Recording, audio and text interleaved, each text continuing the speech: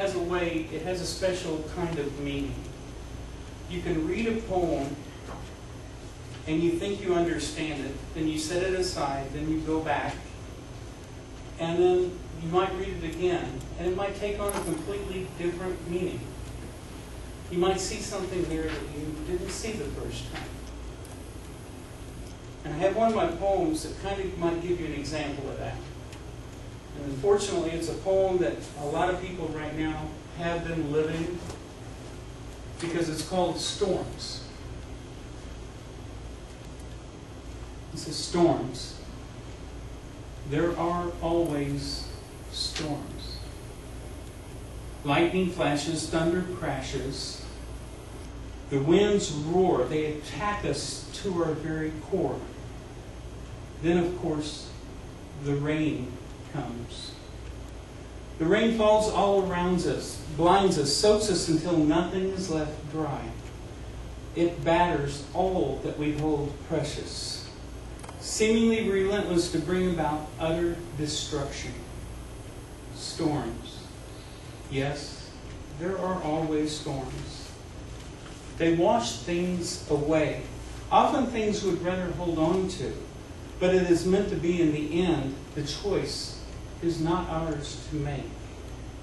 In all of their power, all of their destruction, one thing is certain. All storms end. They leave. Often as quickly as they appear, they move on. They leave us, sometimes broken, sometimes shattered, sometimes damaged beyond repair. We are often left standing amongst the rubble, breathless, exhausted, and facing many tough decisions. We can simply move on, abandon all that was once precious to us, pack up what has been spared, and try to find a new shelter, often having no idea where that might be. Or we can stop, we can gather our belongings, dispose of what can't be repaired, fix what we are able, and rebuild on familiar ground. In either case, in the middle of the night, we are faced but with one certainty. Storms. There will always be storms. When I wrote that poem, I have 4 special people that help edit everything that I write, because sometimes when I write a poem, I can't read it right away. It costs too much to find these words. And I sent it to, of course, one of these people is in the room right now. That's my mother. She's actually been able to read everything that I've ever written. And one of them is George Manos, who's taught high school and college. One is Chase Bond, who helped publish this, my 4th book, this is the 4th book. And one is Ursula Gibson, and she was editor of Poetic Voices magazine. And she's also an editor for several other magazines. She's been in business for about 50 years now. But when I wrote that poem to George, I sent it to him. He wrote me back, and he said, I have a question. And I go, okay. And he said, is this poem really about weather? And I said, well, not exactly. And I sent him another poem. And it's a poem from the first book. And this poem I haven't read more than once or twice, because I wrote it in April of 1995. And the name of the poem is The Day the Storm Came. I heard a distant thunder that came before the storm. The sky was clear, the sun shone bright, yet the darkest day we shall remember came. In an instant, a tick of a clock that hung upon the wall, all was quiet. And in the midst of the silent storm, all were cloaked in its horror. Where children played and many started their day, we saw what was left. and heard their cries. A sight beyond belief greeted those still alive. No one remained untouched. But there were heroes made this day, reaching out in every way, and sometimes with broken hands they held on to those who otherwise might slip away, refusing to submit to the evil that struck this place.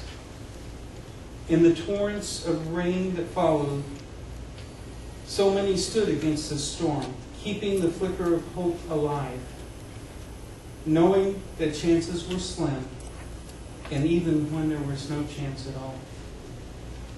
Though the storm inside us continues and would tear us all apart, we stand against this deluge, united as one people, joined together by our hearts. At the end of it says, may we someday be able to understand and possibly learn to forgive, but never let us forget. And I wrote a message in the book. It says, few people outside Oklahoma really understood the feelings behind this poem. After the storm we refer to as September 11th, unfortunately, far too many people do now as well.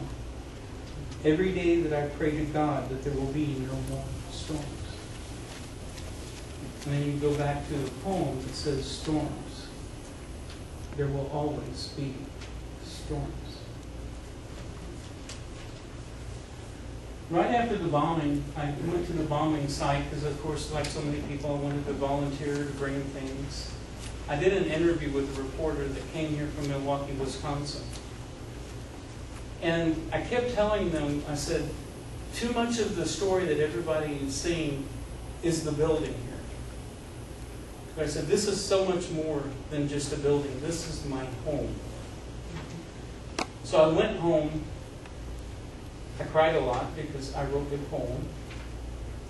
He had given me his email address. I sent it to him. The next day he said, we're putting this in our paper. And it's a poem called This is Oklahoma. I was shown a picture of what used to be a building.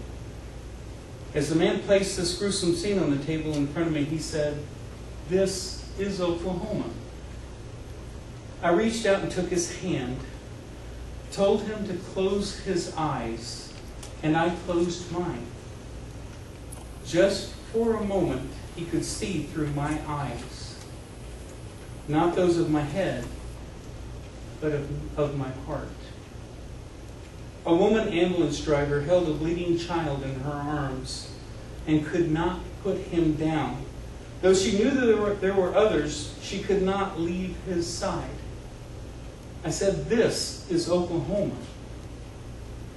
A man whose face and clothes were covered in his own blood was on his injured knees digging through piles of rock with his bare hands, trying desperately to see if anyone else was still alive.